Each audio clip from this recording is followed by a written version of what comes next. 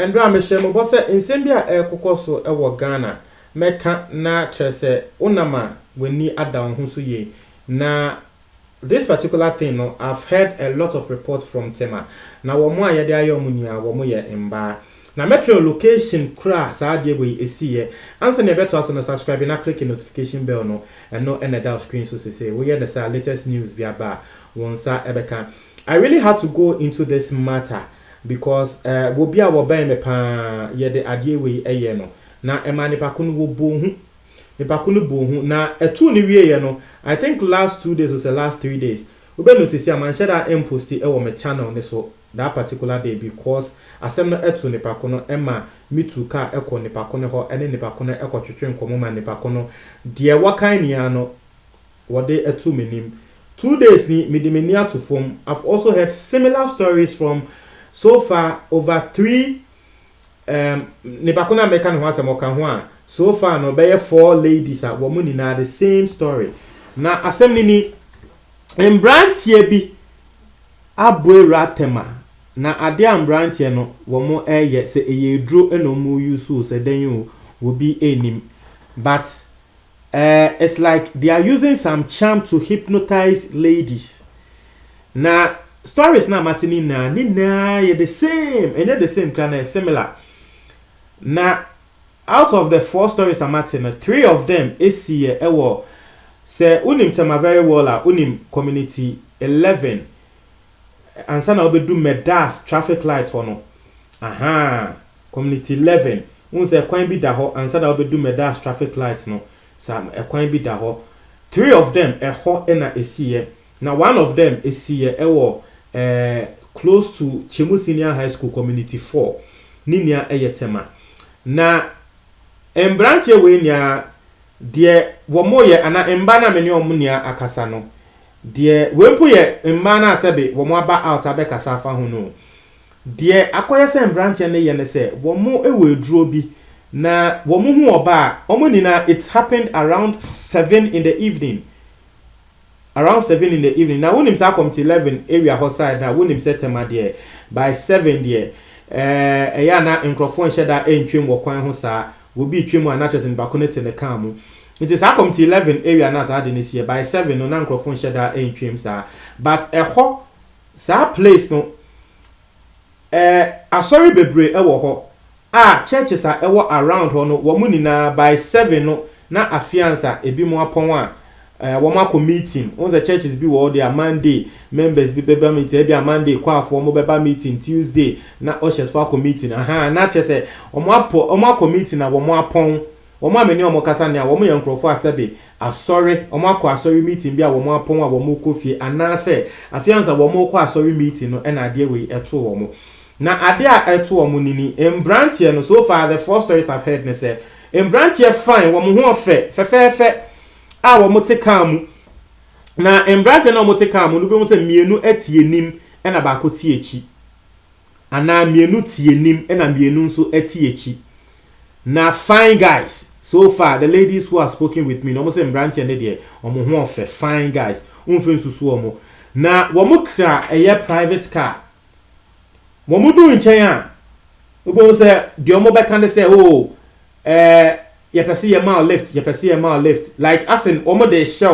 de shell so by force say ye pese ye ma lift in mani ni asema wo mo ka tell me no say they don't remember their conversation but the first conversation na wo mo kind of say ye pese ye ma lift afei ensema onim branch ye ne be kan no won kai na nipa na wo ban me na ade we to na ema me tu ka ekotema ekobisa no wono de wo say the first thing na wo kai ene say na branch ni bisa na left e na wo tro mo say oh baby a wo ko no we du awie o say wan kai hwe biom de ohu ya ne say branch no omo movie car wo mo ko na afei wo sanso kai no hu say da bi odi ni phone na branch no na as to send ya wo de ni phone no e hye branch ni nsem no wankai embrantie ne ka say me pese me ma lift no ka ono de o ka ne say o ka say o medu ho ewie na embrantie na afi no mo kasa bebre so mu hu frama bi gu ni so se den yo she didn't remember any other thing again The only thing she remembered ne say Mbrante na je like just say won no anga sakra na di the phone na show Mbrante ni nsem. Say and there won ba there for phone ni man e no anga sa willingly what the phone ni share Mbrante ni nsem a. Mbrante ni two car say wo mo kwa na afei ni ni beda ne ho so say eh e dey na maye. Nti wo say won nam ni ana say wo so ndae. Na won no de ntia e ma me call ya me ne ko kasa e kra say na wa bohu because na bono no eye ne say ebia na Mbrante we kra say ne ade na ye no say ne won kai kasa wo mo ne no e kan ye no ebetumi aba ne say Mbrante ne kra betumi aye na tre say wo mo afa no akoto ne mu na ana bibi na eho e na tre say wo sha ase say o open up to people wo ne nkrofo kasa into wo sha ase say wo ne nkrofo kasa no and a lot of people came to speak with her say hey sa kwan so the same thing. It is so far one non kwa what about 4 different stories the same place, the same story. And I walk at them and say, wait dear. Say be Mbrante and sebe. E bia no mu yusu jujubi. E bia enyo mu ni kan because if it's not the when puye omo asebe wo mo bi omo ano aka say ye de ayo omo no. Na wo baba akọ de wo no ne story a walk at them and say wo no so Mbrante ne de share ne so say my man live but ohun say nia Mbrante 4 nkwan eteka mu no sabe wo yo ba wa dwen down ho so a ohun say Mbrante 4 tena ka mu say kan na efese den kra no mo say omo man live ta obebo hu ntu nkotinem ntu say ono ohun Mbrante 4 nkwan eteka mu a wo mo ka say wo mo man live wo bo hu eno ka say daabi na afei wo ka say daabi na Mbrante ne sha say wo mo ka kasa bi na wo mo kakasa bia na se wo no oba no wa feel dizzy all of a sudden ase oda bi inti oda nia na wo kai se oni Mbrante na ebo nkomo but na se ni be kum some style bi inti o say the last thing na wo no oba no what say ye ne say Mbrante na e ka ne say hey you are a very wicked girl and Mbrante ni two car koye na madam fo no e ka ne story chen no hu say ase oda no ase Mbrante ne kasa na afe aye ne say word no na say Mbrante ne ibisa ne say oh okay are you holding any laptop, are you holding any phone and o try say wo no nkita laptop ya wo nkita phone wo nkita skakra nti na wo nanti nti em say eno na Mbrante no ekata ne say hey wo trimo den pa na te say wo mwanya no enwia no nti no wo mo si ni trimo den etiefo wei ene die nkrofo e de abeto menima e koso e wotema send me din kan chel no the place at AC your community 11 aka kakra na we do Tema Methodist Day School no won say the o Tema Methodist Day a kwan bi da ho road bi utwemu a we do Tema Methodist Day sa kwan ne so enwumre stories amatin nia ho na yesi ade we AC wo nti akwa say nkofo bi aheda no mo de ho aye adwuma place a wo mo de je mba laptops ne mba phones na it's like wo mo akoji edru a wo mo de hypnotize the brofo no hypnotize. I don't know, some people in Grofo bi wo they don't believe in things like this. Me say madam for bia tre me sa pen wa chese wa ka tre me pen say wo bi dia ye ne pen but won eya na bibi say ento a na ye so bibi ni wi asimu inti no eno ene nsema eda ho mesre mo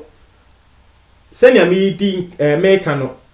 we eye tema esi wo say baby a esi wo different places eno kran yen shedan teye because enkrofo NBA wo mo no enkan ati ase now this particular thing actually exposed my mind to some sort of way be a Ghana for ye live ya emboyen because wo hwe emana ade we ni ayo mo no eyo mo na maybe so mo say inti eye mo no makọ report ya ma police for na the first thing no mo tell me say na wo ye serious bibi say ye wa wo ko catch police for ye then police for then no meye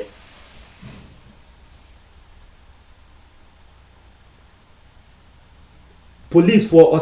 for then no meye emba ni asa na mo kan sa o bibi say wo ko catch police for no then no meye inti eno na mama adwen aba bibi so say Ghana we are not actually trained to be that way. We be we are na we hu ni pa ko ne pe na we jai e ma ne ko obi be ye oboni bia na we jai e ma ne ko meanwhile things like this, you actually need to report to the police. Now police for no woman issue caution, be a woman issue caution say, unam area be say, na mbema be say, womu jinawa, kikem anaye bibi. Ati asye, inti no mesre, bibi say eto nkrofobia. The first thing, and they say, we go police station, now we go make a report. Say, I say, me phone na the last thing I make and say my name branch be here kasa. Me share and say womu de me phone ne call. What you say? Na ama police for the crown. A police for the crown to me ko lay ambush because it has happened to this. We can reported once. It has happened to about 3 ladies. It was the same place. It's naka police for the crown to me. Akoshisha ho wo ho. Na branch no e de be ye wo ba bia police for na achi wo mo na tese ye twa so. Intino this thing no many focus on more a yom no and my dream bar so say Ghana kasa we are not trained to be that way. We are not trained say asemsia e was a local police station. We are not trained sir, but that's the first place to go. BBC the first place to go is the police station. Intino mesremo mama muni enda ho ema. Montra ma dwen e wo comment box no me da say.